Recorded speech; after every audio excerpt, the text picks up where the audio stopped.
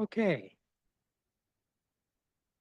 So we've already opened the council meeting and had closed session.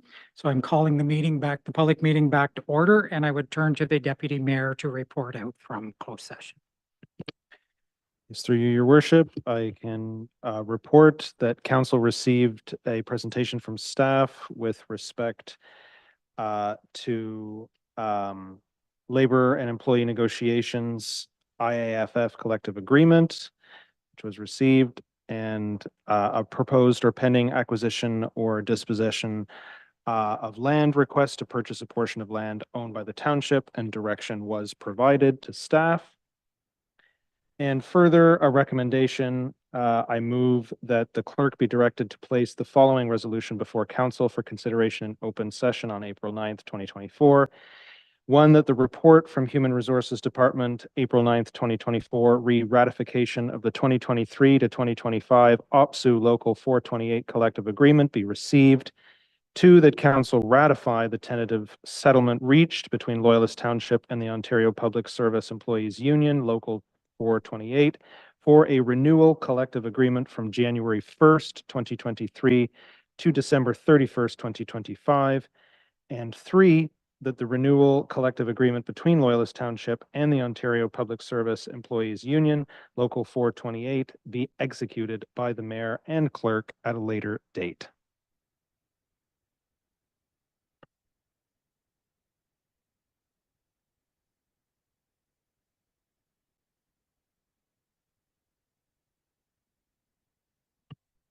Through you, Mr. Deputy Mayor, you'll have to move and second and vote on that motion. So I read the recommendation, so I've just read it. Can I get a mover? Councillor Broderick, seconded by Councillor Willis. All in favor? Motion is carried. Thank you, Deputy. And just for the audience, the reason I turned it over to the deputy is I did declare a pecuniary conflict of interest in the recommendation that came forward, as I'm employed by the subsidizing body for that. So with that, sorry, I'll just scroll ahead. So we're up to our statutory public meetings. And the first one is a public meeting and recommendation for Armitage Homes Limited, 428 Amherst Drive, official plan amendment D09-003-2021 and zoning bylaw amendment D14-010-2021. And just before we start, I just missed one item. I just wanted to make note that Councillor Ennis did send his regrets for this evening's meeting, and that Councillor Parks is in the building, but she is isolating right now, but taking part virtually in the meeting. Welcome, staff. Please, if you've got anything to provide, please go ahead. Nothing to add at this point. Probably move forward with introduction from the applicant regarding the public meeting. Okay. So the applicant is present. If you want to come up, you can use the podium if you wish. And she's just going to get you all fired up there. There we go. Thank you for attending. Please just provide your name and provide us with your name. Yeah, my name is John Armitage, the owner of Armitage Homes at Brooklyn Fine Homes. I'm flying solo. My planner was taken away from me by South Frontenac, so I don't have a planner with me, but I've done this before. This particular site has been a long history. We bought the land about 15 years ago from Loyalist Farms to build a shopping center, shopping plaza. And the first building, which is at 200 Speers Boulevard, was originally designed to have 2 stories of residential on top. When we started into that, the financial analysis indicated that the residential couldn't be supported financially. At the time, rents were substantially lower in Amherst than in the west end of Kingston. And so we applied for a change to build commercial only. So although a 3-story building was approved, we built a 1-story commercial building, which is, the Amherst Family Medical Clinic and the PharmaSave. The second part of the site had the similar zoning where we could build 12,000 square feet commercial and 2 stories of apartments on top of that. Once again, the market changed, but this time in the opposite because of the pandemic, where retail is no longer viable. And rental apartment housing is limited viability, if not viable, than Loyalist. One of the major reasons is water rates. And so we decided to go to a condominium form of construction. And if you can picture it, it's what's called in the jargon triple stacked townhomes, but it's condominiums. And so you've got a unit that's half in and half out of the ground with its own exterior entrance, a unit above that with a set of stairs halfway up, and then a 2-story unit on top of that. And so the main floor unit is 960 square feet, the basement's 960, and then the 2-story unit at the top is 1,500. And so it's a 3.5-story building, approximately the same height as the buildings that were originally approved for the site. But we have to have an official plan amendment and zone change to only build residential here. It's a lesson in the need for flexibility in OP and zoning to allow for market changes. As originally written, we had to build commercial and we had to build residential. We couldn't build just commercial or we couldn't build just residential. And that's led to quite a complexity in the file. I'd like to thank staff for bearing with us because I think we're on about 15 iterations of the site plan, maybe more. The unique feature of the triple stack townhouses is each person owns their own unit, although it's condominium. But we intend to, if current construction prices hold, to introduce the units at $399,900. And I think everybody will recognize that is probably the lowest price entry point for home ownership in the entire area.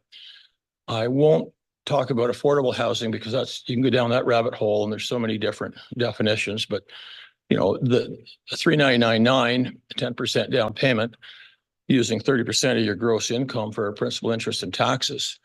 A person of fairly modest income can afford to get into this. And this is, where our children, our grandchildren, our grandparents may choose to live.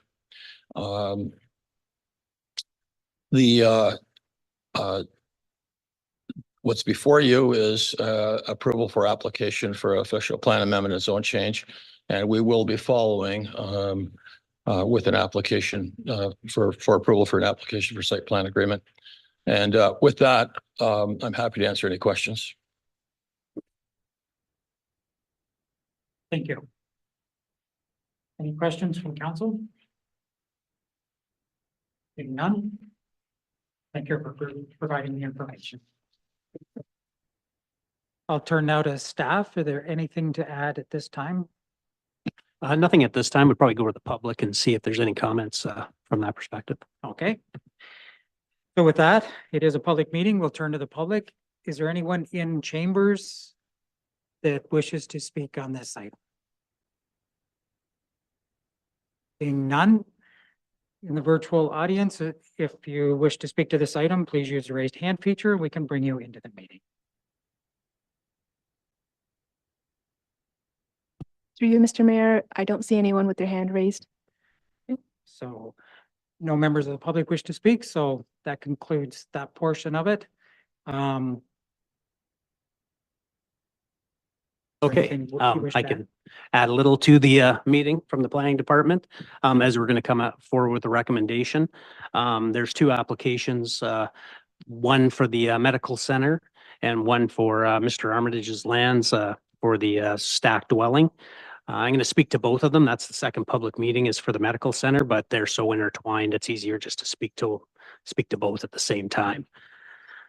So as to reiterate, the request is for, we have 428 Amherst Drive, which is Mr. Armitage's development, and 200 Speers Boulevard, which is the medical center. They're both requesting a designation from commercial to high density residential. And a zoning bylaw amendment from shopping center commercial exception 5 to residential type 5 exception 20 to the stacked row dwelling house that is being requested through Mr. Armitage and as well through the EAK holdings at 200 Speers Boulevard. As you'll see in the report, it's a small sliver of land that's actually being redesignated and rezoned. That's essentially to provide setback for the proposed development from Mr. Armitage for his stacked townhouse. So that's the designation change from the 200 Speers Boulevard property.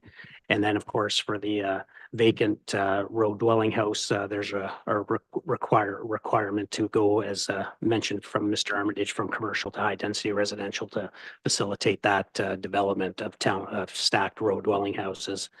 Of course, we review these applications from the provincial policy statement. We look at the proposal would be a good example of residential intensification in the urban area while adding building stock and compact housing forms not readily available in the township.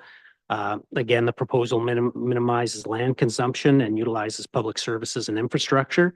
And for these reasons, we feel it meets the PPS, the intent of the PPS. Again, we look at review of the county and township official plan when these applications come forward. Again, this property is located in the settlement area on municipal services and can be considered, again, an efficient use of land. The proposal going to high density has access to urban collectors, which is Speers Boulevard and Amherst Drive, and which eventually connect to arterials, County Road 6, and then on southward to Highway 33, which meet the road classification sections of the OP. The development connects to sidewalks and walkways, which have access to parkland to the west and transit along Amherst Drive and shopping and personal services within Amherstview.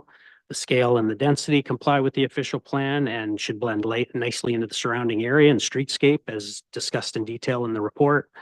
Engineering staff have reviewed the proposal in regards to stormwater management, municipal services. We have a condition on the one application regarding allocation of water and sewer capacity for Mr. Armitage's proposed area, which is a recommendation in the report. We've also circulated Public Works and Emergency Services in regards to the proposed development. They had no issues regarding access and garbage. Again, we look at from the zoning bylaw perspective, there's a number of site-specific requests for both the EAK holdings, 200 Speers, and the Mr. Armitage's lands. They're generally more technical in nature. Things like reduction of parking space dimensions, some setback reductions, relief from planting strip requirements, parking aisle widths, and then the new definition of the new use that's being requested. Pretty technical, kind of a good example is the planting strip requirement is required between commercial and residential. So we're getting relief for that because essentially you would require that right through the middle of the shared parking lot, which doesn't make sense. So we're requiring relief for that. We are keeping the planting strip between the Smyrna Court and to the south of the property and this development, but the one that would run right through the parking lot where it's being requested to be removed. Other than that, we're going to have a couple part lot control applications for these two properties coming forward a little later, and that's to deal with the easements and access of the shared parking and to do a couple boundary adjustments. One is to add additional lands to the EAK Medical Center holdings to make sure their parking complies. And again, there's a little sliver being added to Mr. Armitage's lands to provide some setbacks for mechanical room off the proposed building. Other than that, again, it should be noted that it's going to require approval for site plan and a condo approval as well. And there's holding removal is going to be imposed on the application if approved, and you have to get a holding removal once the site plan controls in position. So for those reasons, we feel it meets the intent of the county township official plan zoning bylaw and PPS. So we're recommending approval subject to the conditions in the report. Thank you. Council, any questions of staff? None? So that would conclude the public meeting on 8.1, which deals with 428 Amherst Drive. We do have a report with recommendations. Is there a member that wishes to move that? Councillor Broderick. Move that the report from the Development Services Division, April 9th, 2024, read public meeting recommendation for Armitage Homes Limited, 428 Amherst Drive, official plan amendment being 09-003-2021 and zoning bylaw amendment being 2-010-2021. Amendment official plan D09-003. Approved in the bylaw 2024-40, being a bylaw to adopt Loyalist Township official plan amendment number 46 to redesignate the land, subject lands from commercial to high density residential be enacted passed. That the application to amend the zoning bylaw D14 2024-42 being a bylaw to rezone the lands from shopping center commercial exception 5 C4-5 zone to a residential type 5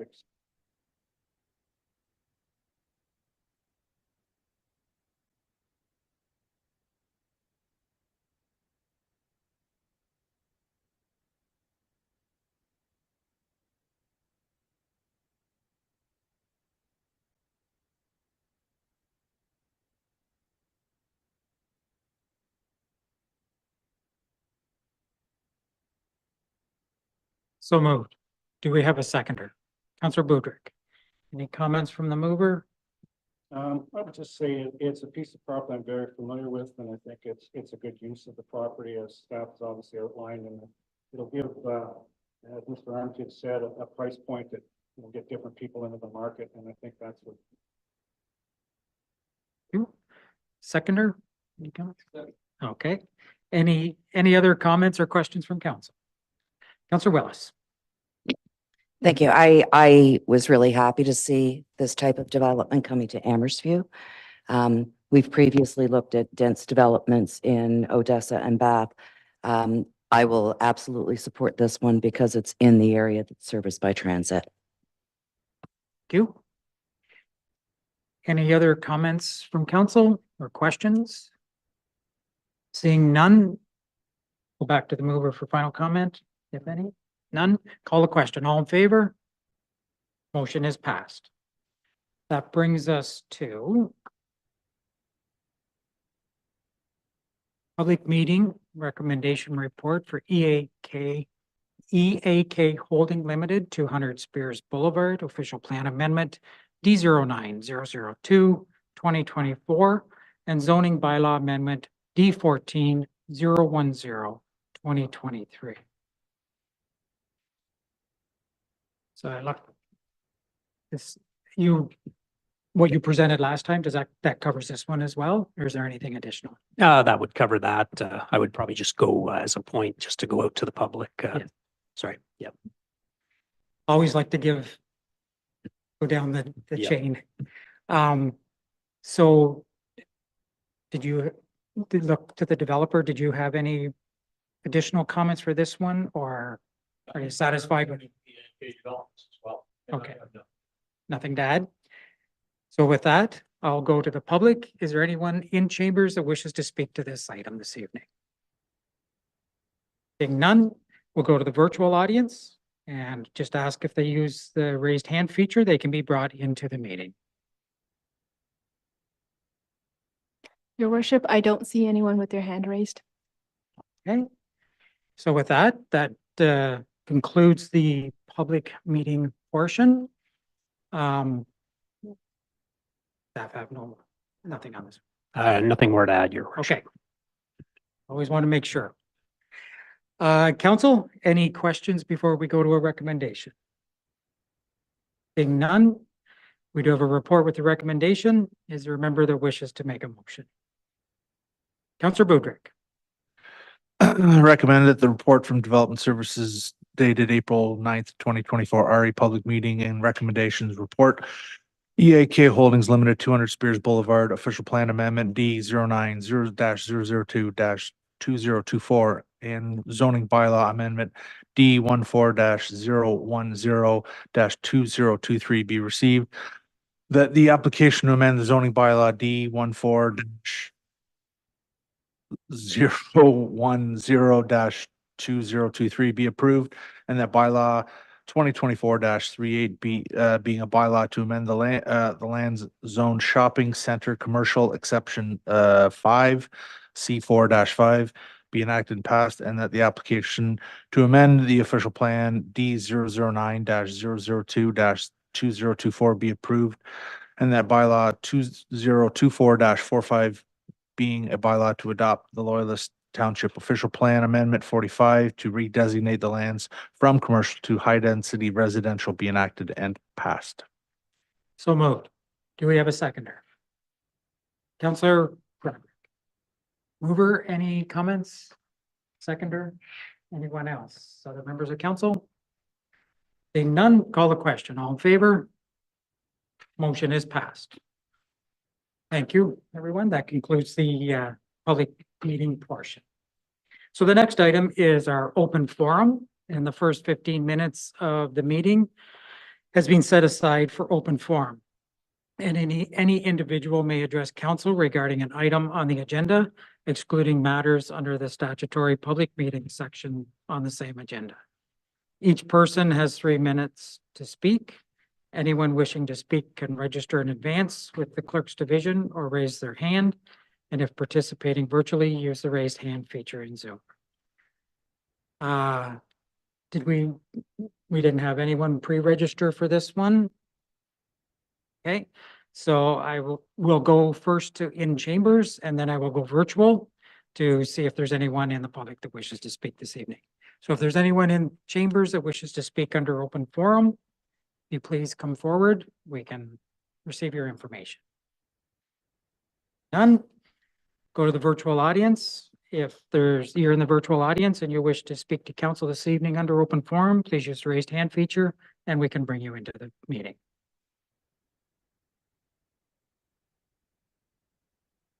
Your worship, I don't see anyone with their hand raised.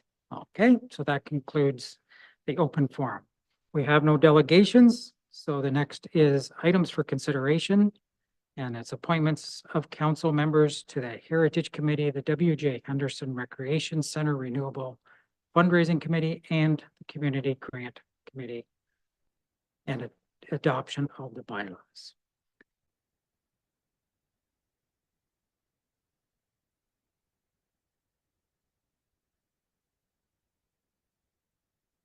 So we have first one, I'll just ask anyone that wishes to volunteer, we'll do that first, and if not, then we can ask if anyone wants to nominate. So for the Heritage Committee, for the term of council or until reappointed, is there anyone that wishes to volunteer for this meeting or for this appointment? And I know we do have a standing member that has done it for a number of years. I would just like to say that our deputy mayor does have other roles at the county now. He's a deputy warden as well, and becoming very active in the EOWC and a lot of business there as well as the township. And for me personally, I believe I'm concerned about workload. And so if there's anyone else, he's not saying no, he wouldn't do it, but I'm just asking, is there anyone else that would be interested in doing it? Councillor Broderick. I will put my name forward. Thank you. Councillor Broderick, any other members wish to place their name forward? Seeing none, thank you, Councillor Broderick. We'll put, the next one is representatives for the W.J. Henderson Recreation Center Renewal Fundraising Committee for the term of council or until reappointed. Do we looking for 2 members of council? Do we have members that wish to volunteer? I'd like to nominate Councillor Willis. Councillor Willis, you let your name stand? Okay. Anyone? Is there another member that would wish to put their name forward? Seeing none, do you wish to, you're putting your name forward? You're- That's it though. That, you're drawing the line? So that would be Counselor Willis and Counselor Prodrick. And the last one is council appointment for representative to the Community Grant Committee for the term of council or until reappointed. We're looking for three. Two of those, one is designated for Ward 1 representative, the other is for Ward 2 representative. So we have one vacancy for the Ward 3. Counselor Prodrick. I'd like to nominate Counselor Buderick. Buderick, you let your name stand. Thank you. Any others? Seeing none. We have them filled and the clerk is working frantically here. She will have something on the screen shortly.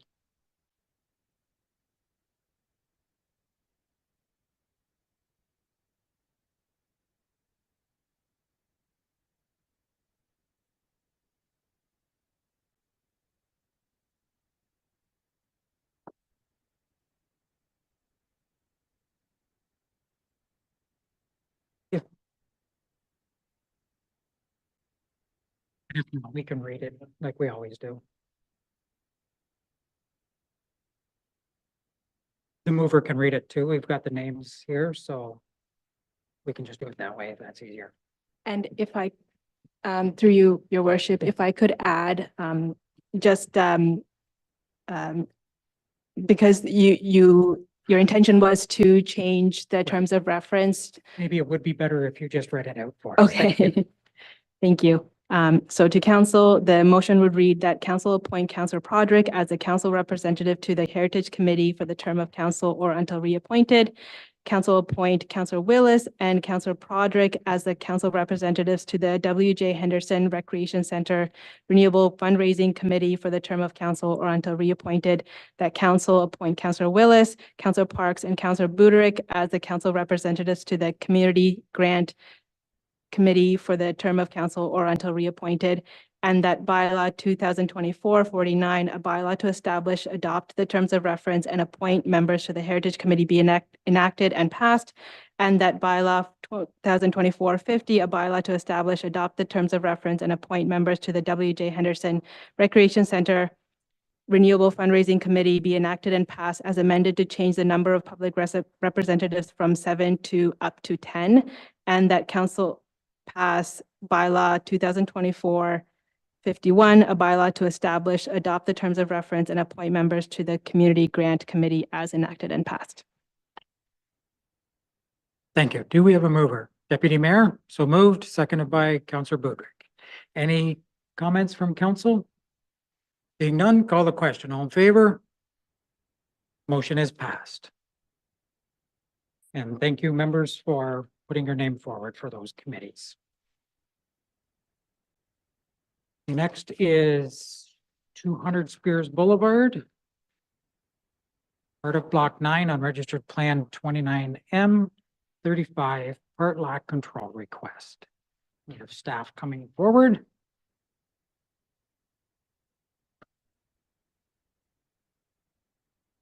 Welcome, and do you have anything to add to the report this evening? Through the mayor, no, we do not. Have to pull up the right one here. Council, we have a report with a recommendation. Do we have a motion to put it on the floor? Deputy Mayor.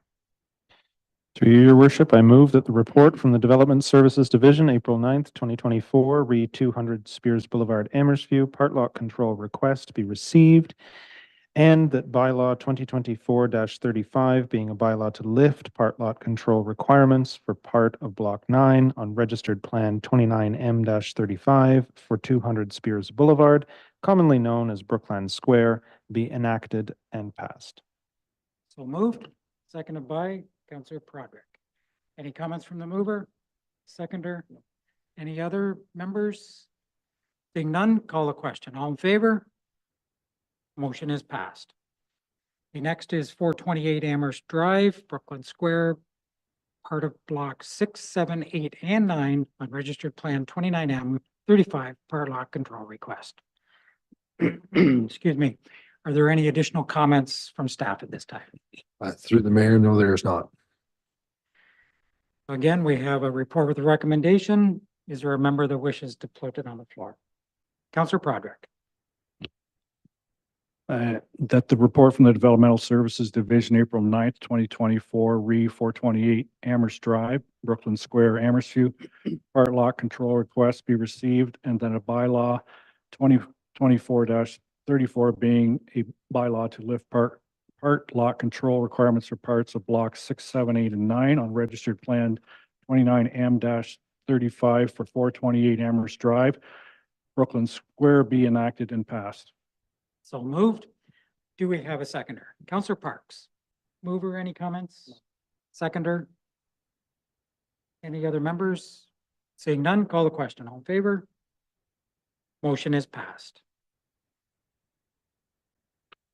Next is a motion regarding affordability of water and wastewater rates. Have a motion, a recommendation before us. Is there a council member that would wish to move this motion? Councillor Willis. Whereas the resolution passed by the County of Renfrew regarding the unaffordability of rural and small urban water and wastewater systems has been circulated to all municipalities in Ontario. And whereas due to the typical geography of rural Ontario, it is not unusual for smaller municipalities to be responsible for several treatment facilities. And whereas the costs associated with the operations, upkeep, and upgrade of a number of treatment facilities and other infrastructure to meet provincial regulations in both environmental and financial planning capacities for smaller urban centers, which typically has a much lower population density per total kilometers of water and sewer as compared to larger municipalities, is a significant financial burden on system users for this essential necessity. Now, therefore, be it resolved that the Council of the Corporation of Loyalist Township supports the County of Renfrew's request to the Association of Municipalities of Ontario, AMO, the Rural Ontario Municipalities Association, ROMA, and the Federation of Canadian Municipalities, FCM, to examine if the unaffordability of water and wastewater system operational costs is systemic provincially and nationally. And that if the unaffordability is determined to be systemic, provincial and federal governments appropriately fund an assistance program for smaller municipalities with financial oversight of drinking water and wastewater systems. And that a copy of this resolution be circulated to the Honorable Doug Ford, Premier of Ontario, the Honorable Kinga Surma, Minister of Infrastructure, the Honorable Paul Calandra, Minister of Municipal Affairs and Housing, the Honorable Andrea Kanjan, Minister of the Environment, Conservation and Parks, Rick Brzee, MPP, Hastings, Lennox and Addington, the Association of Municipalities of Ontario, the Rural Ontario Municipal Association, and the Federation of Canadian Municipalities. So moved. Seconded by Councillor Parks. Mover, any comments? Nothing further than what was all in there. Okay, you're out of breath. Seconder, any comments? Yeah, I'll try to get through this and hopefully you can hear me okay. I support this 100%. It's one of the major issues that we have in Loyalist Township, where we hear about affordability of water and sewer rates. So I'm very happy to see this come forward. Thank you. Other members of council, any comments? Councillor Budrick? Just to reiterate, this is fantastic. Water rates are something I hear about quite frequently, and anything we do to find a solution to help our constituents is well warranted. Other members, Deputy Mayor? I just echo, obviously, colleagues' comments in support. I think municipalities are actually leading the way in addressing these things. And I think, for instance, in our neighboring county, in Frontenac County, they've been looking at communal services in rural areas for some time. And I think there's a lot of really innovative approaches and solutions that municipalities are doing. And it's because we are the government that is at the people, and we're at the front lines. And I really think encouraging the government to work with us on a solutions-based approach to these challenges is what's needed. You? Any other comments? Just want to reiterate that I too fully support this for everything that's been mentioned as well. The one thing that was mentioned in the motion that I just wanted to bring again is for a small municipality to have multiple services, the costs multiply with each plant that's utilized in the municipality, and it doubles the workload and the reporting. So it always a significant cost. Back to the mover for final comment. Seeing none, call the question. All in favor? Motion is passed. And now we have a motion before us. Would someone like to move the recommendation to move into committee of the whole? Councillor Parks, are you able to read that out? Or would you like me? Nice. That one's nice and short. I should be able to. The council now resolve into committee of the whole. So moved, seconded by Councillor Willis. All in favor? Motion is passed, and we will just take 5 minutes for staff to get set up for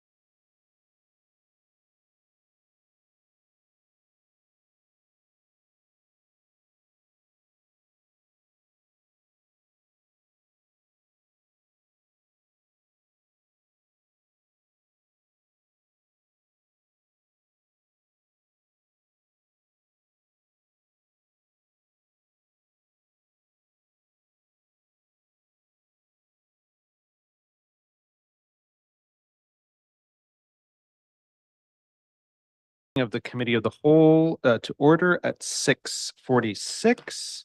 Are there any declarations of pecuniary interest and the general nature thereof? Seeing none, we get right to business. Items for consideration of the Committee of the Whole. 13.3.1 Energy Conservation and Demand Management Plan. And I see the director and the manager in front of us, and I'll turn it over to them. Sure. Thank you, through you, Mr. Chair. So just wanted to give a quick summary of what the Energy and Demand Management Conservation Plan is. Essentially, it's the outline that'll bring us closer to meeting our objectives that have been laid out in the Resilient Climate Action Plan.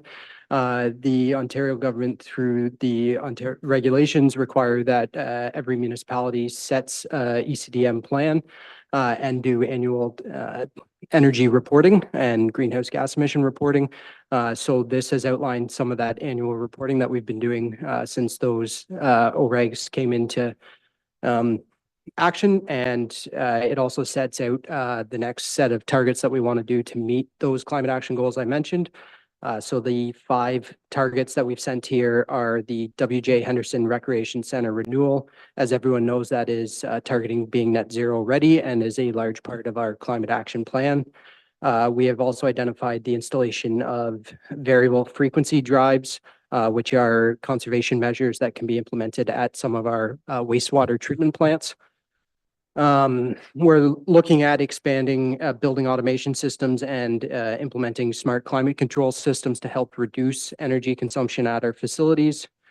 We are looking at removing all oil furnaces across the township. Currently, there are 3 left in various facilities. So over the life of this plan, we want to remove those and go to more climate-friendly technologies. And we are also proposing through this ECDM plan, completing a more detailed facility study. So even after these measures that have been outlined, there is still a gap between the climate action targets for greenhouse gas emission reductions.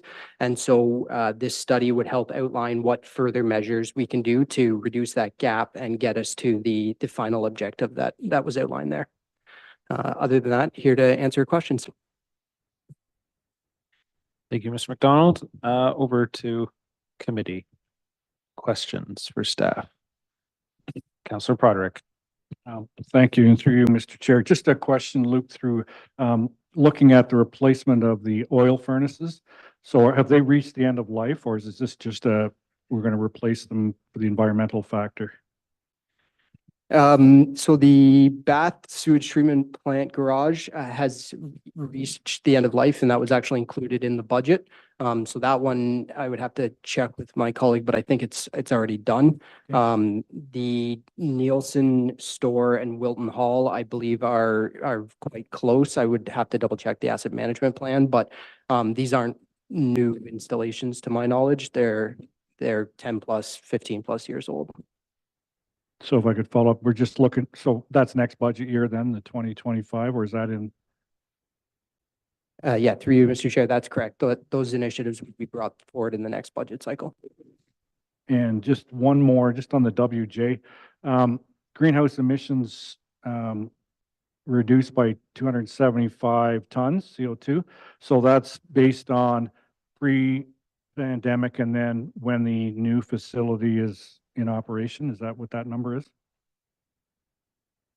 Through you, Mr. Chair, I just asked for clarification on. Sorry, on the bottom of page 11 of your report, the goal is upon, I'm guess I'm reading this the second time a little clearer now, but when the W.J. Henderson renewal project is completed, our greenhouse emissions are going to go down by 275 tons. Is that based on pre-pandemic numbers? That's correct. Yeah, we used the baseline year as I believe it was 2016. So all emission reductions are considering that baseline. So just maybe a little projecting in the future when the new building, at least the arena side, will be. I guess we have to wait till when that opens and everything is done. We'll be at net zero the day it opens, or is there still work to be done beyond that? Yeah. So Through you, Mr. Chair, there's still a bit more work to be done beyond that. So what we're doing is we're targeting net zero ready for that facility. So there is still going to be a gas boiler on site that feeds the library. The reason that one is remaining is because it is a newer installation. And so to your comment earlier, we're looking at the asset life cycle replacement. So we would need to wait until that piece of equipment ages out and replace it with electric facility. The incoming service is sized to accommodate that, so it's all ready to go once that that piece of equipment is at the end of its life cycle. And then the final piece after that to get us to net zero would be the on-site electricity generation. So solar panels or other initiatives like that to cancel out this site-specific conditions. Thank you. Committee, other questions? Mr. Mayor. Thank you, through you, Chair. Throughout the report, there's comments about, excuse me, electrifying facilities and electrification of different components. I'm just curious, when we electrify, use electrification for any facility or vehicle or whatever, the greenhouse gas emissions, it wouldn't drop to zero because there is dirty electricity generation still. Is there a percentage that it drops by that we know, or is that something that would have to be researched? Through you, Mr. Chair. So I don't know the percentage exactly offhand, but you're completely right. So the grid emissions are taken account for in all these projections that are in the reports and the numbers that we're presenting. The IESO presents grid emissions going back through time that are accurately reflecting what energy sources are funding the grid or fueling the grid. And then the IESO also makes projections into the future about where they expect grid emissions to be. So when we're looking at these initiatives too, we're also taking that into account. But in terms of a specific number, I wouldn't want to say something incorrect offhand. Thank you. Other questions, committee members? Councillor Parks? No. Okay, well, we do have a recommendation before us. Can I have someone move that recommendation? Councillor Broderick. I would move that the report from the Engineering and Environment Division, April 9th, 2024, Energy Conservation and Demand Management Plan be received, and that the Committee of the Whole recommends that Council approve the proposed Energy Conservation and Demand Management Plan as presented. So moved. Seconded by Councillor Buderick. Comments, mover? No. Seconder? Anyone else? Mr. Mayor. Great comment. I appreciate the fact and I'm impressed that they all appear to be very doable updates at appropriate times and fiscally.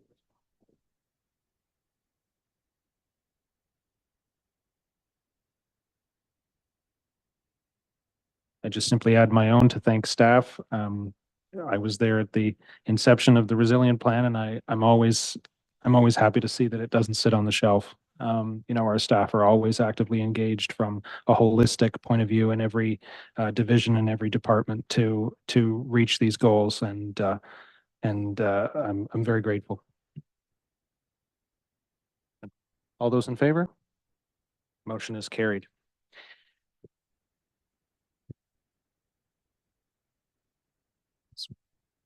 Wait for staff changeover, musical chairs.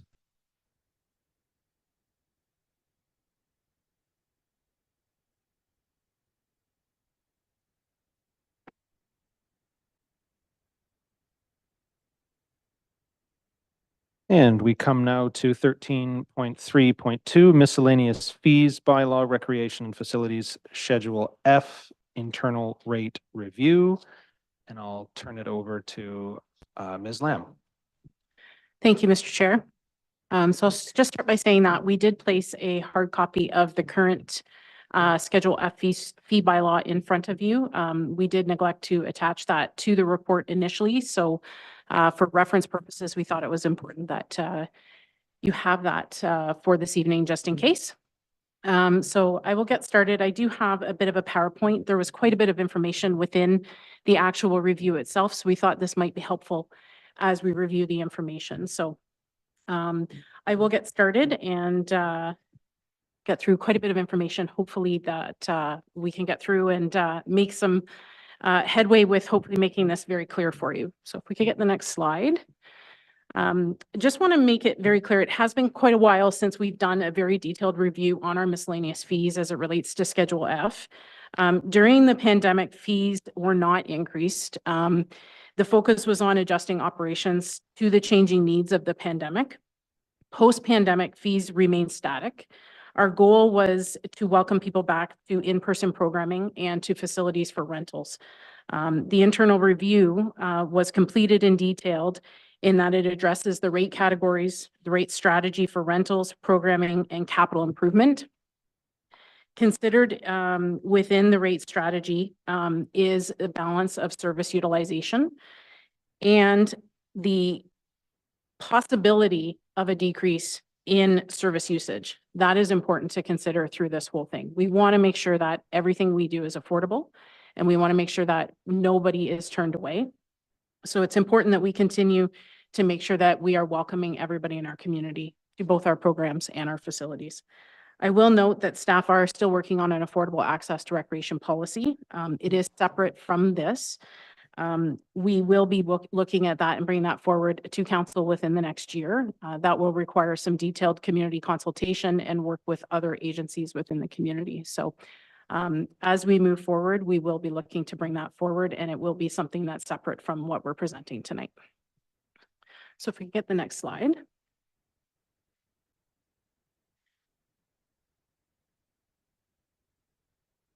All right, so we'll start with rate categories, and I've broken it down programming versus rentals.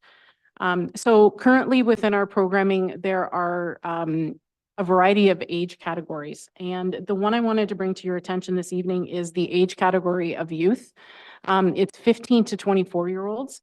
This age category provides some challenges as it relates to how we program. Having 15-year-olds and 24-year-olds in programming, it's not something you normally do in the same program. It is a bit difficult to program that way, as well as it's difficult administratively. It is not something that is a norm in the industry. We are recommending that moving forward that a child and youth age category be created for 3 to 17-year-olds, and that the adult age be changed to 18 to 54-year-olds. So that is the first recommendation that we're making for this evening. The next slide talks a bit about rate categories as it relates to rentals. Currently, when you look at our rate chart, it is very, I'll say simplistic. It's adult, youth, meetings, and functions. It doesn't recognize the different types of customers who are using our facilities. So it could be adults, it could be non-residents, it could be our not-for-profit groups or our child groups, it could be township schools. So the proposal or the recommendation that is before you this evening takes into consideration a more broader rate category and recognition of the types of groups that are going to be utilizing or are currently utilizing our facilities. So if I could get the next slide, please. The next is non-resident fees. And I know for some people, this is a scary term, but it is a reality. Pre-pandemic, just to go through a few stats for you, pre-pandemic, registration for aquatic programming and memberships, 50% of our participation was township residents, 30% was from City of Kingston, and 20% was other municipalities. This past spring, our registration for recreation programs, so this doesn't include aquatics, was 53% township residents and 47% non-residents. For our spring aquatic programs, now these are the programs that are being run out of the YMCA and our BGC partnership pools. 78% are township residents, 22% non-residents. There are limited spots available, so the numbers are quite a bit different for this. The wait list, though, is interesting. The wait list is 65% non-residents and 35% residents.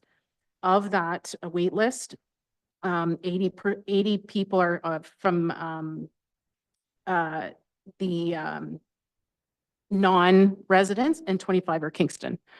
So there is a bit of still a split of non-residents that are on that wait list. Depending on how we move forward with the City of Kingston agreement, we would be recognizing the City of Kingston residents as as township residents with the City of Kingston agreement in aquatics.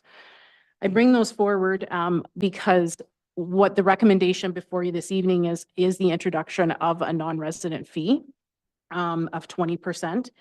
Residents would still have a 72-hour buffer or opportunity to register ahead of non-residents. Many of the surrounding and regional municipalities around us do not offer similar levels of recreation programming that we do, and that's why we're seeing that registration come to us because of what we offer and the quality of programming that we're offering. So that is a recommendation that we're putting forward. The next slide talks a bit about the non-resident fees as it relates to rentals. This is this slide here, and it's in the report, actually talks to both registered programs, drop-in programs, and rentals, and it gives you a snapshot of what other municipalities throughout Ontario are doing with non-resident fees. Township operating budgets include revenue and expense costs for each budget department. As with most municipalities, the township is not in a position to implement a full cost recovery strategy. This would prohibit the majority of our customer base from utilizing township facilities and programs.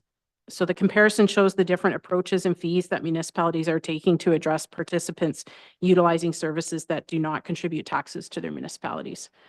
So I've spoken with some staff from other municipalities that around the area, and they've indicated that they are beginning to review rates, which include consideration of a possible non-resident fee, specifically our neighbor to the east. So they are currently undergoing a rate review right now. Our recommendation is to implement a 20% non-resident fee on rentals, and you'll see that in the rate structure that is there through the non-resident rate, as well as 20% on registered programs. Our drop-in fees, so let's say it's public skating or drop-in fitness classes, those types, we would just continue to offer our regular drop-in fees. We would not charge a non-resident rate on those programs. So if I get the next slide, please. So rate strategy on rentals. Historically, fees have increased as a percentage across all rate categories. And what happens is as you add, let's say 2% or 3%, the subsidy gap does this. So let's say the adult rate continues to grow more than the youth rate, and it becomes very unequitable and it becomes more difficult to control your fee structure moving forward. So what staff are recommending is that we implement what we're calling a recovery percentage or a subsidy level, that the adult resident rate becomes your base rate, and all other rates are established from that base rate. So you're setting a percentage. So moving forward, based on the chart that we're providing, what we're recommending is that, for instance, your child and youth resident groups would pay 75% of that base rate, and that you're showing that group what that subsidy would then be. Similar, you would recognize your not-for-profit groups in a similar fashion, where if somebody came in and they were a non-resident or a commercial and they were, let's say, running a business and renting the ice and people were registering and they were profiting from it, they would pay a higher rate than what that would be. So the rate structure that is being presented this evening takes into consideration this rate strategy. Therefore, when we increase a fee, we're only increasing one fee, and the percentages then apply and the rates are then advertised appropriately. That is how the rates have been established and are being presented this evening. So if we could get the next. So when we talk about rates, we'll start with the arena. And when we did the review, we found a few interesting things. We did find that the township rates are all within a few dollars of the average rates, which was really nice to see that we are really in line and equitable within our area. The adult rate has not been updated since before 2020, and the youth rate has not been updated since 2021. So the proposed rates would go into effect May 1st of this year, which is it times well with our ice allocation. We are just starting to pull together all of the paperwork and the information to send out to our ice users for the fall season. And what that rate includes is a 4% increase. So it's considering the rates have not gone up in quite some time, staff feel it's a doable increase. recommended that we continue with a consistent increase annually so that we can continue with that small increase on an annual basis to keep up with growth of cost of operating on an annual basis, so that we're not coming back in 3, 4, or 5 years without an increase and having to do this again. But you will see in the charts that, you know, the lowest rate comparison, for instance, on ICE prime time, we are certainly above the mean. It's $167 in Napanee, where if you look at the non-prime time, it's about $100. So we are certainly well within the mean. So if I could get the next. And then if we look at meeting spaces, so first meeting spaces to consider is the WJ. We're going to have some new meeting space in this facility with the multi-purpose room. And the library meeting room is actually being renovated as well, and it will be flexible space. It'll no longer have a big boardroom table in it. It'll be raw space that we can set up with tables and chairs, and it can be used in multiple ways. Both will have audiovisual equipment built into the space, so it adds value to both rooms. And we'll be able to use it both for township programming as well as for rentals. So what we are proposing is that the rates be set accordingly for those spaces, for the size and how they can be used. But we're also proposing that within the bylaw that we actually set aside 1 weekday evening per month that our minor organizations receive a free use of the meeting room on a monthly basis for their board meetings. You know, they do come in and they do put a lot of volunteer hours in.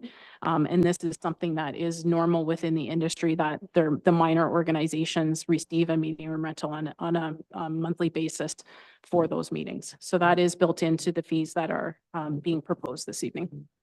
So you can go to the next slide. Then we come to the Amherst View Community Hall. The Amherst View Community Hall is one of the spaces where I'll say staff received the biggest challenges as it relates to how we were renting this hall and how do we apply the rates.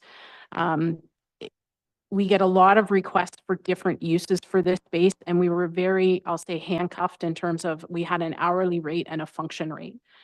The rates before you this evening, for one, the rates hadn't been touched since 2020. And certainly rates have gone up. We use the space for township programming as well as for rentals again. So what we're providing is, or recommending is commercial, non-residential, residential, or resident and not-for-profit rates. And that we look at rates based on hourly, up to 4 hours, up to 8 hours, a full day and a banquet. We do get requests for someone to come in. They want the hall all day Saturday, but they want to set up Friday and take down on Sunday. So we've considered that within the rates that are being proposed. For an hourly comparison, just so you're aware, the rate was $28.56, and we are recommending it be increased to about $41. We feel that for the size of the hall with the kitchen and the bar, that there's value in that. But for a not-for-profit, it would actually be about $31.36. So it still has value for the groups who would fall within those rate categories. Moving on to sports fields and sports parks. This is where there was biggest discrepancy in our rates. As you can see in the chart, our adult resident lit rate has not increased since 2019. It has been that $34 rate, and it is still the highest in the area. So the rate structure that we are looking at this evening, this is where there is no increase proposed. It is quite a high rate for our fields. Same with soccer. We've actually seen a decline in soccer use in our fields because, and I do believe part of it is our rates, where our youth rates are somewhat low in comparison. So what we're proposing is actually staying static in our adult lit rates and seeing our youth rate grow until we can get to the proper rate strategy that we're proposing this evening. It's going to take a bit of time, but it's not something that we can just go and correct tonight. There has to be the proper growth, or it's going to impact our youth group too much. And our Loyalist Minor Ball organization has done a really good job of rebounding post-pandemic. Shane, who operates that or is the president of that group, has done an excellent job pulling that group together. Now we need to get our soccer groups to fall in line behind them. So that is what we're recommending for sports, the sports fields. On the next slide, we talk a bit about Skater Park and the pickleball courts. Skater Park was an interesting one. It was actually priced the same as the indoor floor at the arena, which again was another barrier to rentals. It was an amenity that was priced as if it was an indoor amenity, but it was an outdoor facility. So we've taken it and we've said it needs to be priced similar to an outdoor sports field that has lights. So that's what we've done. We've made that recommendation. And we do get interest for that for some special events and ball hockey tournaments for outside and things like that. The bath tennis and pickleball courts is an interesting one that we're going to talk a bit about a little later. But what we're proposing is actually adding a rate to the bylaw, but it be for special events and tournaments only. We want to ensure that those pickleball courts, there's only 4 in our township, and we want to make sure they're open as much as possible for leisure play. But what municipalities are currently doing and how they're managing pickleball courts, there's no consistency across Ontario. There's a variety of models that are out there. Some municipalities have actually put fobs on their courts, and you can purchase a $30 membership and you get a fob for the year. Other municipalities are charging drop-in fees. Some are doing the rentals per hour, and some are actually just saying we're not doing any rentals and it's strictly a first come, first available type structure. The hourly rentals are anywhere from $2.50 an hour to $10 an hour. And that $10 an hour is in Eastern Ontario. So it's quite a range of how municipalities are dealing with this across our province. So what we're recommending is that we add the $2.50 per hour, but it be for special events and tournaments only, and that the courts be left open for leisure play until such time as we have more courts that we could certainly set up a more structured opportunity for people to book the courts on a more often basis. Yeah. So if we can go to the next one. So this is related to our actual parks itself. So it wasn't until post-pandemic that we actually added a park permit structure to our fees. And it has worked well. What we're finding though is that there's 2 different types of parks basically that people want to use. They want primary parks for our larger events. So music in the park at Finkel's Shore, or a wedding at Fairfield Park, those types of things. Or there's I want to hold my daughter's 10th birthday party at my neighborhood park. So what we're recommending is, and this is a structure that is actually being done in several different municipalities around Ontario, is that there be 2 different types of parks, a primary park and a secondary park, and that the fees be based on the size of the event. And how we actually maintain the parks is this certainly impacts it. So obviously a larger event in a bigger park requires more maintenance and more recovery on turf and garbage and those types of things versus a small 10-year-old birthday party in a community park. So what we're recommending is that we move forward with this type of fee structure in our parks, and we feel that this is something that can be done. At this structure, it actually reduces the cost for the family who wants to just do the 10th birthday party. It actually reduces the fee for them with this structure. It actually too would be able to then offer a not-for-profit rate versus that commercial or public event rate. So we can do the next. Capital improvement fee. At this time, we are not collecting, with the exception of a Zamboni recovery fee for the arena, we are not collecting any capital improvement fees for any of our rentals or our facilities. So when it comes time to renew our facilities or do any capital works, we don't have the reserves associated. We're turning to our annual budgets to do that, or we're looking for grant funding or alternative sources of funding. What staff are recommending is that we look to add a capital improvement fee on all rentals. So whether it be a park, whether it be a rental of the hall, whether it be an arena or a sports field, it would be a one-time non-refundable fee charged on all rentals. It would replace the Zamboni recovery fee, which is currently $3.95 per hour. Fees collected would be transferred to reserve. So if it's, let's say $5,000 comes in to the parks reserve this year, or parks operating this year from those fees collected, it would go right to reserves. It doesn't offset operating at all. It's an in and out. And what we're recommending is that it be a 10% CIF. Recognizing it's a new fee, we would recommend that we implement at 5%, grow annually by 1%, and then until we hit the 10%.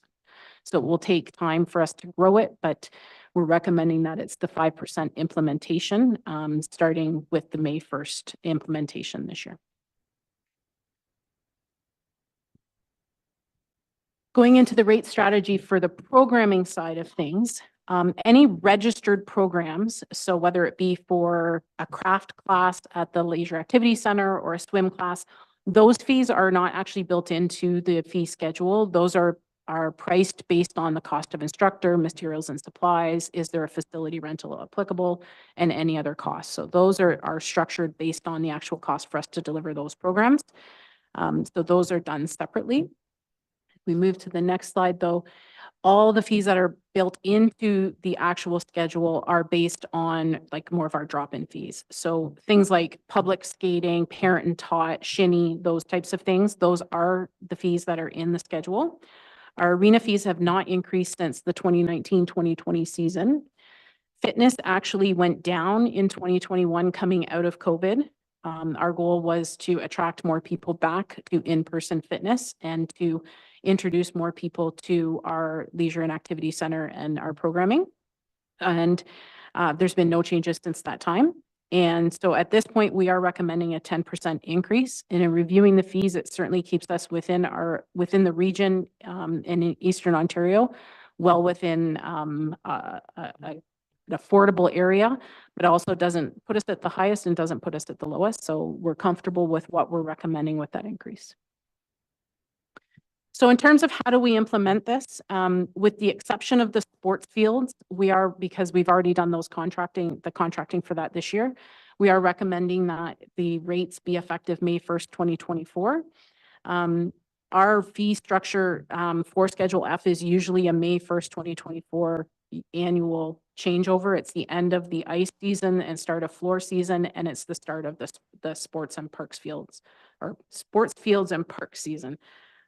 So the implementation would be that, plus obviously a robust communication plan. So more than just loyalist.ca and social media, we would be communicating with our regular customer groups, our event organizers, and then we would be working with our corporate communications manager to ensure that we would be getting the right messaging out. And how do we move forward from there? So we want to make sure we're not in a position that in 4 or 5 years, we're back where we are today. We want to make sure that we're monitoring this properly. We will look at an annual increase that comes to council that would include a 2-year cycle. So our rates include 2 years worth of rates because we do get rental increases for further out than just 1 year. So we would be bringing an annual increase to include the next 2-year cycle. And then every 4 years, we are recommending that a more detailed review be done, whether it be internally and or through an external consultant, should council direct us to do that. It does need to be done. They do need to look at detailed analysis of current rates. Industry does change, the region does change, the township changes, and the township's changing quickly. Program and facility usage needs to be looked at, rate comparators, industry trends, and then the rate and pricing strategies also need to be reviewed. So this is something that should be done on at least a 4-year rotation, a more detailed review. So where are we at with the recommendations? Well, within the internal rate review document in front of you, there were several recommendations. I won't read through each recommendation in detail, but there were several. The first one is related to, if I can just remind you, changing the youth rate to 3 to 17-year-olds.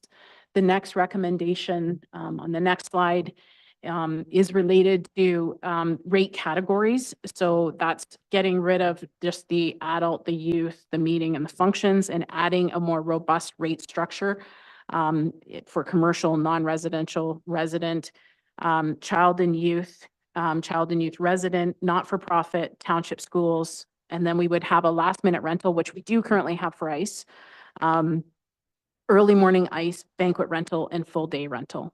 So those would be the new rate categories for all of our rentals. Another recommendation within the document is the 20% non-resident fee for rentals and for township programming, with still allowing the 72-hour advance booking opportunity for residents. That would remain. The rate strategy of the resident being the base rate and then the percentage allowance being determined based on that would be another recommendation. It's recommended that the arena rates continue with consistent annual increases. It's also a recommendation that the rate categories for the WJ be commercial, non-resident, resident, not-for-profit. That's for the meeting spaces. And then it's recommended that the park rentals be categorized into primary, secondary, and that we do the rate strategy based on public and private, as you, if you remember, based on the chart. And the last slide, I promise, is the recommendation of the 10% CIF to be implemented at 5% and increased by 1% annually. And then the recommendation to increase arena and fitness drop-in programming by 10%. And then the last recommendation, which I have not spoken to yet, is actually a recommendation in order to guide the future of Parks and Recreation user fee reviews and decisions. It's recommended that a Parks and Recreation user fee policy framework be developed. This user fee policy framework would actually provide scope of what the user fees would look like and how we would move forward with rate structure, because it's similar to what we've talked about tonight. But it would talk a bit about where we would be going forward with affordability and where council would be comfortable with in terms of rate recovery and those types of things. So we would staff would begin to work on that and come forward to council with that policy in the future.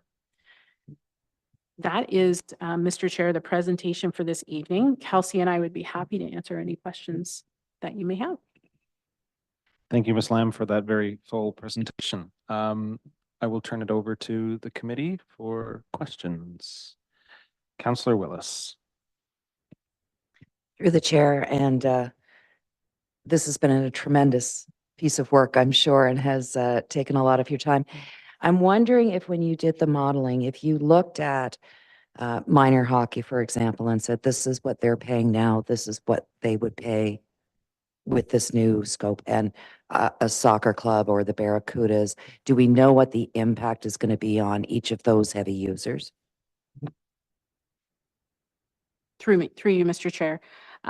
Excellent question, and it's one that I had played with back and forth a lot. I wish I could share with you my spreadsheet. I did. And staff and I have reviewed a lot of numbers. The first year is going to be the hardest because of the implementation of the CIF. The arena's a bit, I'll say not as big of an impact because we're removing the 395 and implementing the 5%. So it's a 4% increase. Is what I've determined. I've actually looked at it by rate category, by rate, and what those increases are, and to ensure it is affordable. So we have, if there is a group that does have challenges and they come to us and say it's not affordable, we would sit down with each of those groups and say, how can we work together and what would that look like? We don't want anybody not participating. That is not the goal with this. We want to make sure that everybody has an opportunity to participate, whether it's a club that can't afford it or an individual. So the only ones we have not considered at this point is the swim club or anybody using the pool. That was done through validation and the rates are in the business plan, but we haven't added anything to the pool for the pool to this report as of yet. That will come with the next rate review with consideration through the 2025 and 2026 budgets when the pool starts to come online.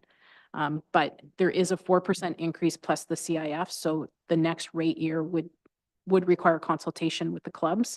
But that's why we've kept it to the 4% as much as possible. We didn't want to go higher than that because of that consideration.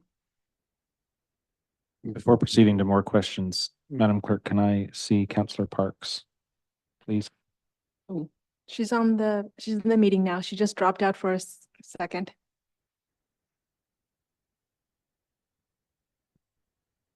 Councillor Broderick. No, I like what I see here. Just, Ms. Lamb, if you can just, I like the idea of, like, I would call it a sliding scale, 125% down to 55. Is there still going to be a prime and non-prime? Okay. Yes. check. I'm just throwing this at you for a thought. The rate categories, children under 3. I'm putting my educator hat on. Why not make it under 4? That would cover any kid that isn't old enough to go to school, because kids go to, they have to be 4. So just something to throw out there.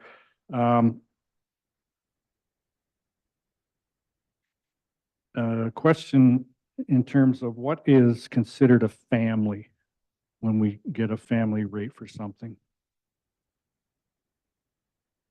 Through you, Mr. Chair, I'm going to go to my actual list. I believe we have it as 2, I'll say 2 adults. It doesn't have to be the actual parent. It's 2 adults and 2 children. Anything in addition to that would pay the individual rate. Let me just get to my actual page. Too much paper. That's facility rentals. There it is. So the definition is rate on, there it is. Family, 2 adults and 2 children. Thank you. And if I may continue, Mr. Chair. So we've eliminated, I think, the free use of the hall then, unless people would have to apply through the vibrancy fund or some, okay, that's good. Are the fitness programs back to pre-COVID level? Through you, Mr. Chair, if I could have Kelsey answer that question. Do you know? Through you, Mr. Chair, I believe they are not fully at capacity yet. Okay, thank you. And just, I notice on this thing here, youth and senior 10 tickets, but there's under fitness, there's no sort of senior category. Are those prices, whatever they may be, like the fitness, and I'm generalizing here, those prices are geared probably more towards seniors in a sense? Our fitness tickets, or so our 10 ticket or our membership is an adult/senior. It's the same price for both. And just, I think this is my last one. I totally support the 20%. I totally support everything here. My concern, and I'm putting my minor hockey hat on here, that people from other areas will try and get around that by having parents rent or something like that. Is that something you've thought through and how you would combat that? Through you, Mr. Chair. So there's a few things to consider when we consider specifically the child and youth non-resident. The way the wording has fallen within the definition is minor groups who do not service loyalist residents. We do have some minor groups who are not loyalist groups, but they service loyalist residents. So Greater Kingston Girls Hockey is an example. They are servicing our minor girls. They would still receive the youth resident rate. But let's say a parent who lives outside of Loyalist wants to rent for a private kid's birthday party. If they call and give us a Loyalist postal code, there's nothing we can do to get around that. There are going to be people who still try to fudge the system. That's just the way it is. It's no different when people call or register their children under their grandparents' address at school to get into a specific school. It happens. And the same thing is going to happen when we open our pool and they try to register their kids in aquatics. There's going to be our honest people who call and rent, and then there's going to be those who are not honest. And at this point, we don't check, we don't ask for copies of IDs when they rent, but we're going to be taking people by their word at this point. Fair enough. And just Councillor Willis's earlier question, I did have a conversation this week with a sports organization I'm very familiar with, and they had read this document, and at least the person who signs the checks was happy in the sense of, they could live with what was out there.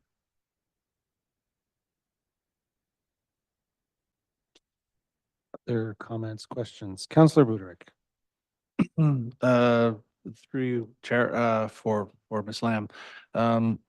With everything going on with the facility, do we have a contingency in place if in a very timely manner, someone comes forward with questions upon the reopening of the ice pad, that we've got everything in place when they do have a question about finances that we may or may not be able to determine something quickly. Sorry, I missed the last part of that. Sorry, just if we've got some sort of contingency in place when the facility does open, because it'll be mad rush, everyone will be it'll be a hurry on our part, I believe a little bit, although I know we'll be prepared, but on our residents and the people renting, are we gonna have some sort of contingency in place if an organization comes forward looking for some help, let's say financially, are we gonna have that in place before September? That's all. Through you, Mr. Chair, we will be reaching out to our regular customers and organizations through allocation. Actually, I actually spoke to our recreation clerk this morning. She already has the allocation paperwork ready to go. So it will actually be issued probably before the May 1st date. So all of our regular renters will know about this way in advance. We like to have contracts in place by the end of June for the next season. So we will know well in advance. Yeah. Other comments, questions? Councillor Parks. Thank you. I'll be brief. I just wanted to mention a couple of quick things and support the 20% non-resident fee. I know that's something that we've talked about a number of different times, and I am supportive of that. The rate strategy for the rentals, I think that's a great idea. The way that it's structured, and also the annual increase, I think is great. Financial planning, or fiscal planning, good work. Mr. Mayor. Thank you. Through you, Chair. I only have a couple questions left. They've all been answered otherwise. The one was the rate categories, and we were going to be eliminating the one category and spreading it. And it makes sense where the cutoff is, 18, you become an adult. Was there, I don't know why it was broke down the way it was originally. Is there anything valid to the argument that 15 to 24 would typically be a student? And so that would be a student rate instead of an adult or a youth. And I just wasn't sure if that was an item that had been discussed during this. Through you, Mr. Chair. It certainly was something that we looked at or I considered through discussions. What I had looked at was, were we getting requests for students? And at this point, we hadn't received a lot of requests. It is something staff can look at. If that's something that committee would like us to implement, we can certainly look at student. I would say it's a split in the industry. Some municipalities do it and some don't. I think it depends on type of programming you're wanting to offer, what you're offering and what that looks like. So we can, our system certainly allows us to do it if that's something that committee would like us to do. Yep. Thank you. And I'm not suggesting that we jump right into it. I was just looking more for the thought process, and also we are prepared if there was a demand for it, we could do another review anyway, so that's fine. The other was the Amherst View Hall. It was noted that it's rented with the kitchen and bar. Is there a need to be able to differentiate between if they need the full facility or if it's just the hall itself? I'm just thinking there may be some groups that won't use the kitchen or the bar, and if that was a thought that was done as well. Through you, Mr. Chair, it was absolutely a thought. The challenge we have with the hall is we can't lock out the kitchen right now. If we were to do some renovations, we could. So maybe in the future that would be a consideration. I had established some rates that approached it that way. The thought was that if we do it not including the kitchen and the bar area we can lock out today. The kitchen we can't. So if we were to do that, we could put some money in and lock it out. Considering, I would want to take fire through because there is a back exit through there. I'd want to make sure from a fire exit perspective that we're in compliance still, and that everything is okay, but would want to put some money in, and that hall is due to be renovated in the next few years. It needs a bit of a refresh. But we could look at that in the coming years, definitely, because I do think there is some value in a lot of groups wanting to, Tai Chi group just wants to come in and use the space to do Tai Chi, or a group wants to come in. The Beavers or Cubs want to come in and just have their meeting. They don't necessarily need the kitchen. So there is value to that. Thank you. That was it for my questions. I just had a couple comments. As has been mentioned, the non-resident rate, that has got to be one of the biggest questions and concerns coming around recreation for the local that talk to me. So this is addressing that. So that's great. And also I like the idea of the CIP. We've done wonderful plans for asset management and everything else. So I think it's great now that we take that information and be able to utilize it for working in replacement costs and upgrade costs and things like that as well. All of the life cycle for the building. Thank you. Any further comments, questions for staff? We do have a recommendation. I would seek a motion. Councillor Broderick. I would move that the report from the Community and Customer Service Department Recreation Facilities Division of April 9th, 2024, miscellaneous fees, bylaw recreation facility schedule F internal rate review be received, and that the committee of the whole recommend to council that the recommendations as outlined in the attached internal rate review be implemented as presented, and that bylaw 2022-6 be amended to reflect the updated rates. So moved. Seconder, Mr. Mayor. Comments? All been said. Comments? Just thank you to staff for the work put into this project. Further? I'll just use my comments, take the opportunity to thank staff as well. I really think this struck the right approach to the right kinds of sensitivities, like having an equity lens, but also being fiscally responsible. As a corporate entity, we obviously have to look at our bottom lines, and these things can often be in competition with each other. I really appreciate the well-researched, data-driven approach to the report and presentation as well. Looking at best practices around the province, looking at neighboring municipalities and what they're doing. I really also like, the proposed policy framework.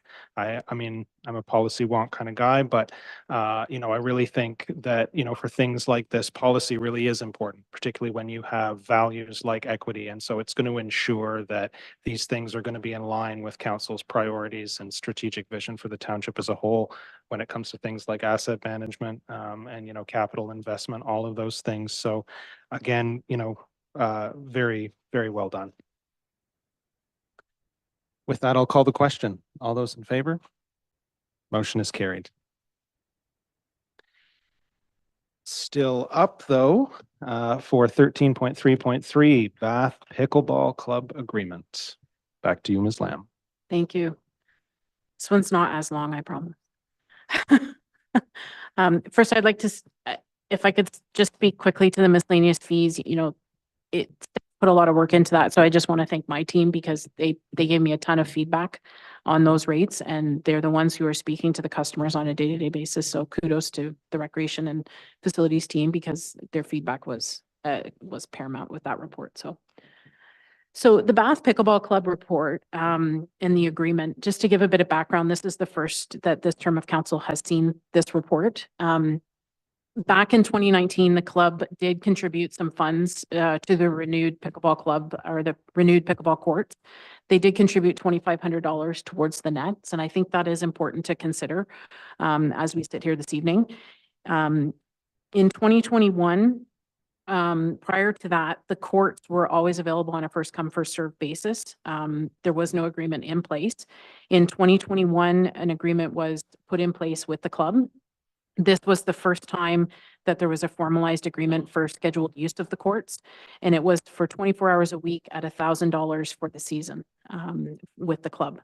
In 2022, that agreement was basically it would be renewed on an annual basis at the agreement between the club and the township. In 2022, the club requested that the hours be reduced to 22 hours per week, which the township did. And it remained at $1,000 per week or per season, sorry.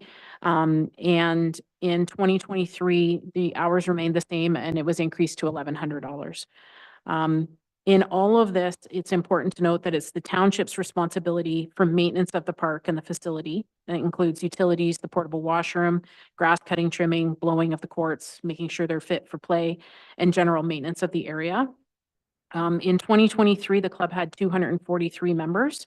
A good example of some maintenance that we did in 2023, the township spent $4,700 on new windscreens for the fences. If you're familiar with pickleball, the ball's not very heavy, so it requires windscreens.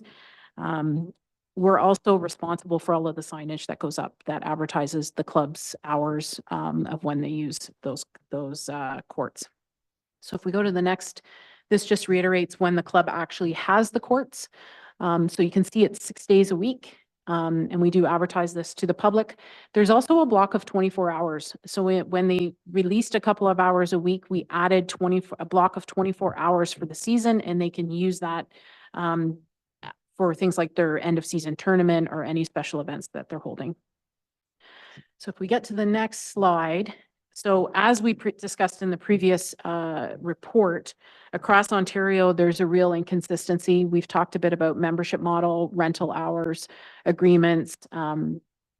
What is consistent is that across Ontario, there's an increased need for more courts. There's an increased need for infrastructure. The sport is growing and more clubs are popping up and more members. And I can share with you 2 years ago when I asked what the membership was of the club, it was somewhere around 180 and last year it was 243. So it is growing, it is going up. If we can go to the next slide, which is really why we're here this evening. This is the rate summary for the club. So you can see that with 4 courts in 2021, if you break it down, they were paying 45 cents an hour for each court. In 2024 or in 2023 at $1,100, it was 57 cents an hour. That was based on a 10% increase. The summary indicates that the hourly rate, if we want to grow it to reach the $250 per hour at a 25% increase per annual increase and add the CIF based on the 5% and the 1% annually, we'd be looking at 2030 by the time we get to that increase. Now, I can't anticipate what the miscellaneous fees are going to look like by 2030. But I also am very cognizant about what does it mean for a club by increasing fees at 25%, and what does it look like per hour for the rental of a pickleball court? Is 89 cents or $1.11 an hour affordable? So staff are moving forward with the recommendation of what you see before you. We feel that although it's 25%, that based on the size of the club and based on the number of courts and the number of players, 4 players per court, 4 courts per hour, that we feel that this increase is very doable and very affordable moving forward. We do feel that we do need to continue to reinvest in both the CIF as well as collection of fees from such a club back into the operating budget for the township. So Staff, we can go to the next slide. Staff are recommending that we move forward with a multi-year agreement with the club till 2030 with the rates as proposed in front of you. I'd be happy to answer any questions. Thank you, Ms. Lamb. Questions? Counselor Willis. I apologize if it was in your report, but do we know what the membership fee is that's charged to the members of the pickleball club? I don't have that on me. I didn't. Do you know what the fee is, Kelsey? Chair, it is $40 per member. For the season.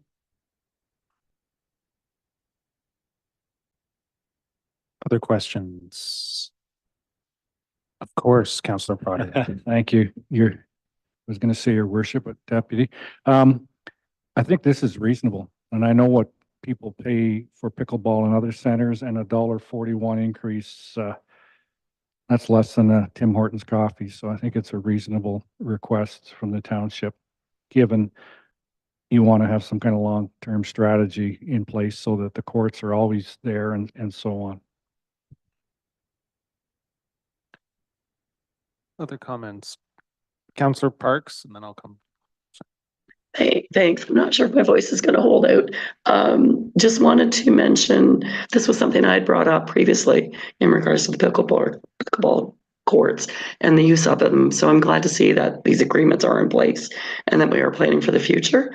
One of the things that I see quite a bit when I come by there later at night when the courts have been used is that the lights are still on. I can't imagine those lights are cheap to maintain. I'm glad to see that there is money coming back from the pickleball court or associations anyways.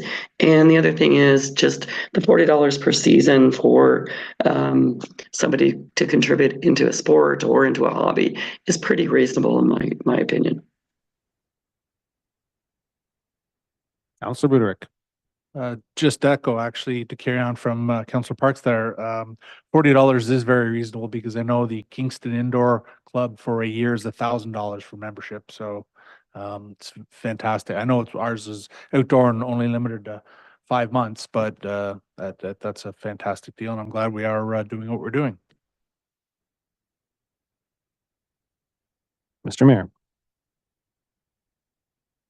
I don't have any questions, just a brief statement that I did discuss some of this with staff to make sure that all of my concerns were certainly addressed during their review of bringing this forward. And I think it's one of the things was I knew that they did support the township with a donation in the past that's been recognized, and they've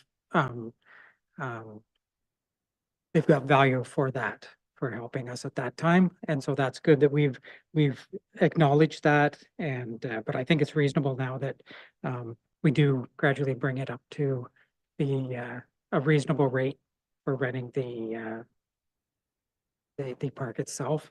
And again, it goes back to it is a big investment. And as you mentioned, just the cost of maintenance alone, just maintaining them during the summer, that always keeps going up. So the ones that are getting the use of it, it only makes sense that matches as well.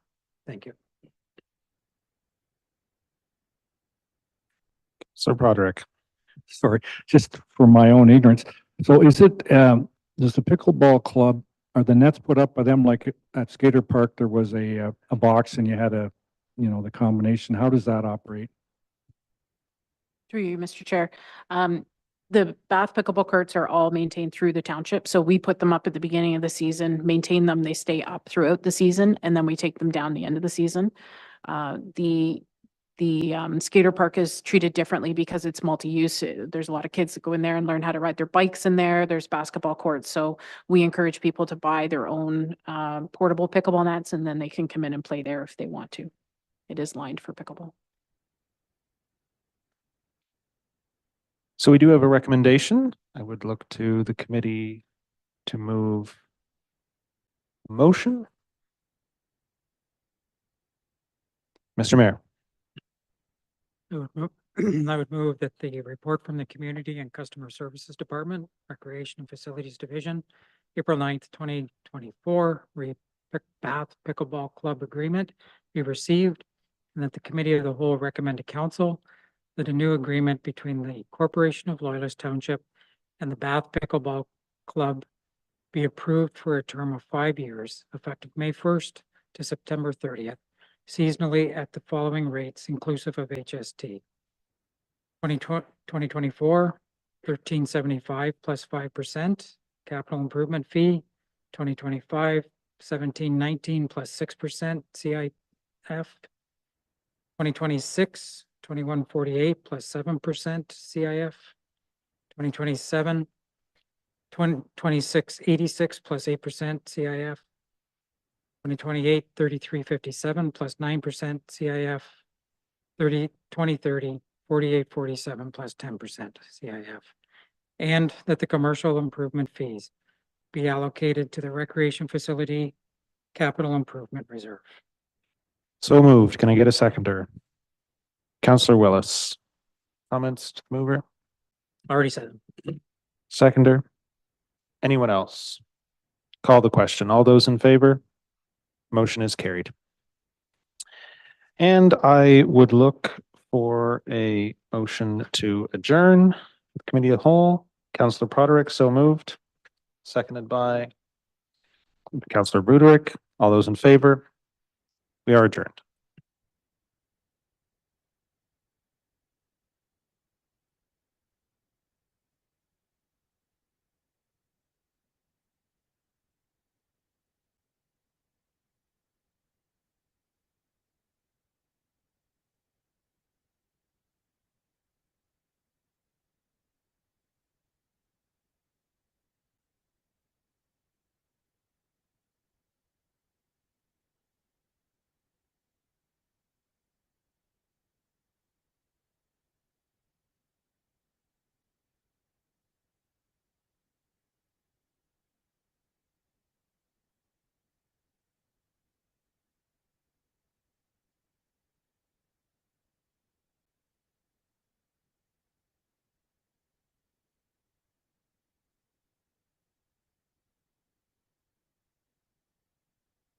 Okay, so we're back into the council meeting. The next item is notice of motion, direct motion. We have a motion that was provided by Councillor Broderick, and he would like to address that now. Certainly, motion would be that council direct staff to review the Royal Canadian Legion's Renewable Energy Benefit Fund application that was received April 2nd, 2024. And due to the urgent needs of the Legion, bring forward a report regarding the application to the April 23rd, 2024 meeting for council's consideration. So moved. Do we have a seconder? Councillor Broderick. Comments from the mover? Just that, I mean, obviously everyone kind of knows what's been going on with the Legion, and they're trying to make some improvements to be able to reopen. And I think they benefit our community. So I'd like to see some support. Seconder? I would just add to that, us here are of a generation that never had to make the sacrifices that some of the people in the Legion did. And that in the history of the Legion in our area, there was once a Legion on Amherst Island, and we don't want to lose the one in Bath. And I know that the people on the executive there reached out to me personally to give them maybe some direction or some ideas, and they're trying hard to make a go of it. And I think it's a more than worthy motion. Other members of council?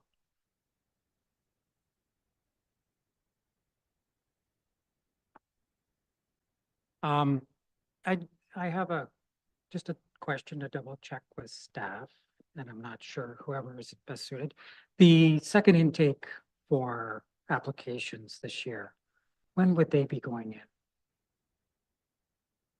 Your worship, under the current policy, the second intake begins June 1st.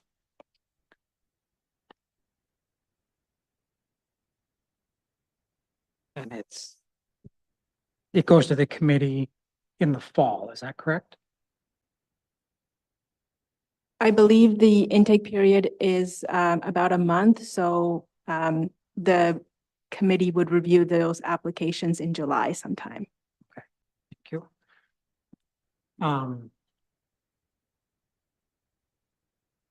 I guess I'm gonna just, if everyone else has, normally I don't like to present until others have. My concern with this, I don't have a concern with the application coming forward, all of that. I believe in supporting the Legion as well. They do provide for residents and non-residents. My concern is we just established the new committee and we are going to be breaking any policy related to that committee by doing this. And we're taking it away from the committee for staff to review and make a recommendation back, which I don't believe is really a staff duty. I believe that's the committee's duty. So I would prefer that it was addressed by the committee and not through this mannerism. So that's one of my big concerns. And I would personally, I would rather it was referred to the committee for the second intake for review by the committee to come with the rest.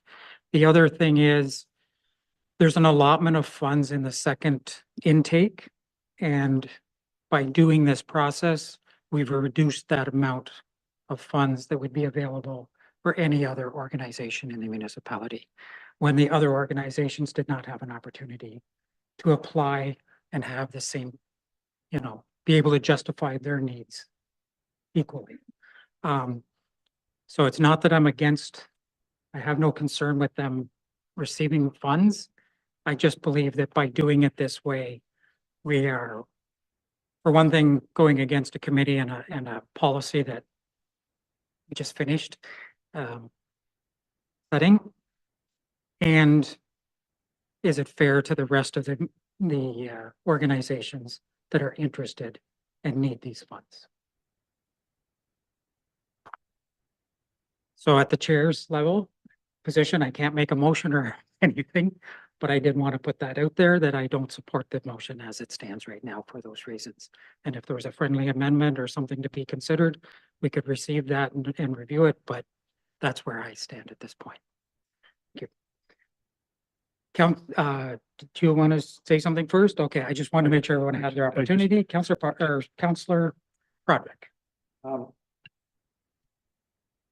I can respect what you're saying. I guess a question I would ask then is, was the allotment in the first round used up in terms of the money as opposed to going out of the second intake? Was the first intake, all the money allotted there used? Be a question if anybody has that answer.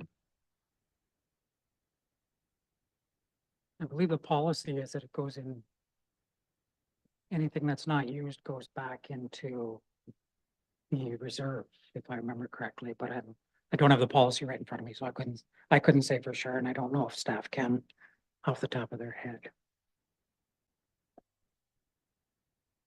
So we don't have that information directly in front of us. Councillor Willis. I feel at a bit of a disadvantage because we haven't seen the application. So I don't know if we're talking about a very large ask for a significant amount of capital, or if we're talking, many of these applications are for smaller amounts. And I don't know if staff can share some of the details there.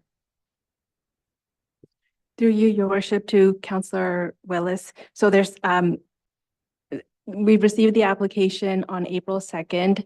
I could give you a preliminary information. So it's they're asking for beautification funds to beautify the property. So buy new appliances, upgrade their furnishings, floor work, signage, and the grant ask is about $45,000. To the question that you asked earlier about the intake period, my apologies, the second intake period starts in May and then ends in June. So the submissions that we received during the second intake would be considered mid-June. And then the question related to how the amounts are dispersed if they're unused, that's under section 6.2 of the policy, which states that any unused funds will be rolled over to the next application period. And if there are any remaining funds from both application periods within the year, at council's discretion will be rolled over into the following year's application period or put into the reserve.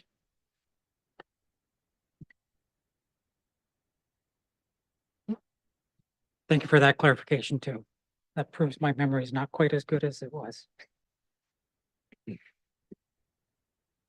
So with that, any other comments? Or you got a question? Please proceed. Yeah, through you, your worship. I guess it was sort of similar to Councillor Willis's, and I don't know if anybody will really be able to answer it. I think the sort of the underlying issue that touches on the mayor's concerns is the question of the time sensitivity aspect and why this needs to happen now and couldn't happen in June with the second intake. I guess that's, I don't know if anybody can answer that based on what the application is. Through you, Mr. Mayor, to the deputy mayor, I don't have that information. So with that, if everyone is good, I'll go back to the mover for final comment. I do agree with you on wanting to stick to the rules. I know this is a time sensitive issue. I have spoken with a couple people from the Legion about this. They are currently closed because they need to do these things to do it, and that's the only reason we were trying to help them and bring this forward. That was all. Thank you. So with that, I will call the question. All in favor? Against? Motion is passed. The next one is a motion provided by Councillor Parks regarding the refreshment vehicle bylaw in accordance with section 813 of the procedural bylaw. So I would turn it over to Ms. Councillor Parks if you wish to address this. Thank you. I talked to the clerk. It's going to be a little different than the motion, very similar, but just adding a few things to it. So that council directs staff to review the refreshment bylaw, the refreshment vehicle bylaw. Oh goodness, sorry, my phone just. Bylaw 2020-085 and taking into consideration added protection to associated businesses which support and anchor our communities in Loyalist Township through employment and taxes. And if I can get a seconder, I'll speak to it further. Do we have a seconder? Councillor Boudreau. Okay. Mover? Thank you. You can provide your comments? Yeah, thank you. Recently, there's been a situation that's arose in the village in regards to a refreshment vehicle that, has done everything in accordance to the bylaw to receive their license. However, it is impacting some of the other businesses in the village. And I'm all about choices and opportunities for people to run a business. I just think there needs to be consideration taken in regards to businesses that support our community, whether it's through employment, taxes, giving back to the community. I would be concerned about smaller communities, maybe like Amherst Island with Stella and somebody deciding that they want to put a chip truck there and it affecting the back kitchen. So that's why I'd like to see this revamped. Thank you. Seconder, any comments? Other members of council? Being none, I'll call the question. All in favor? Motion is passed.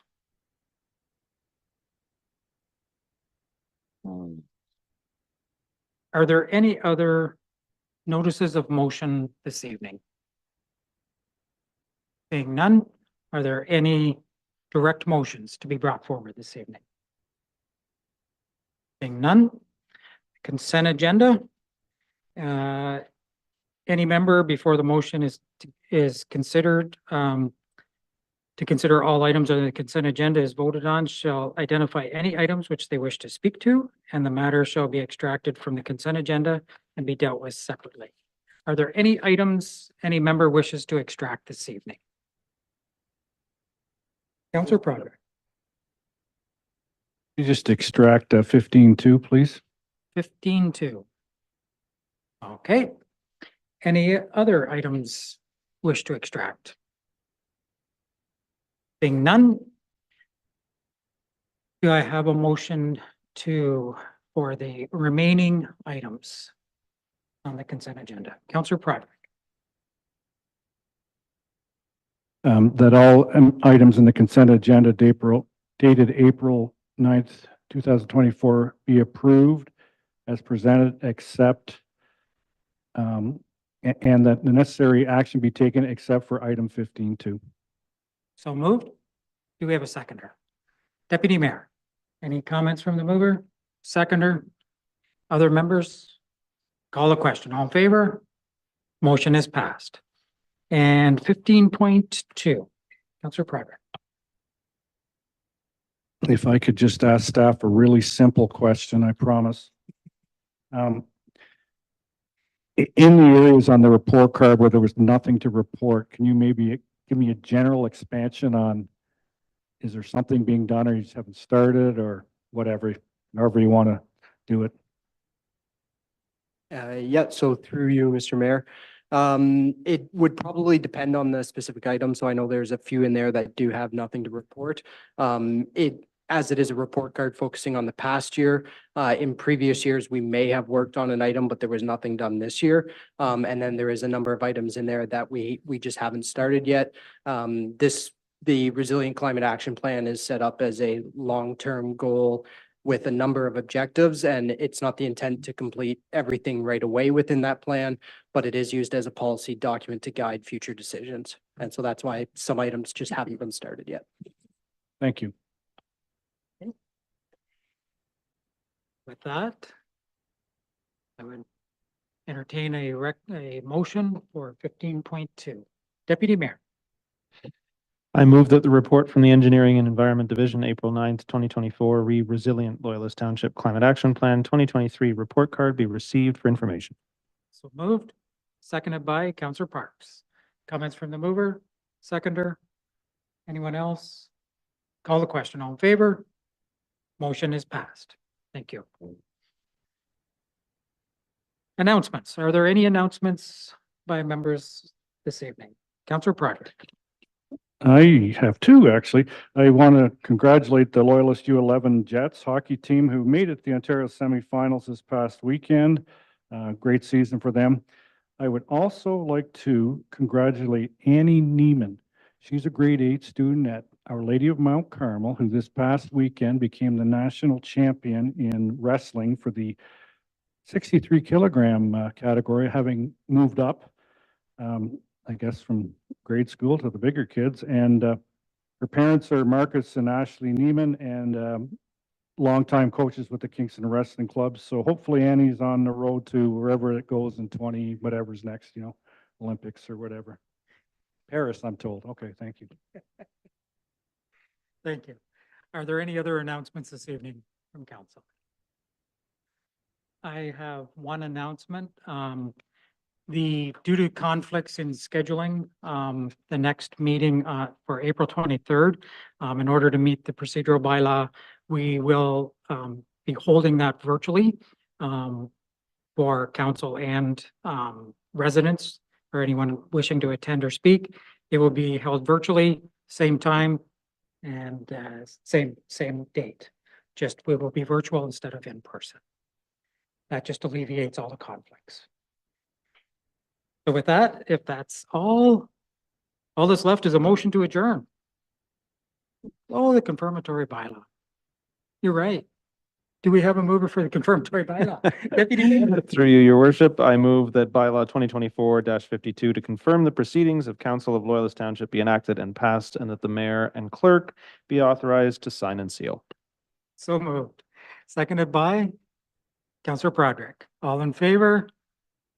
Motion is carried.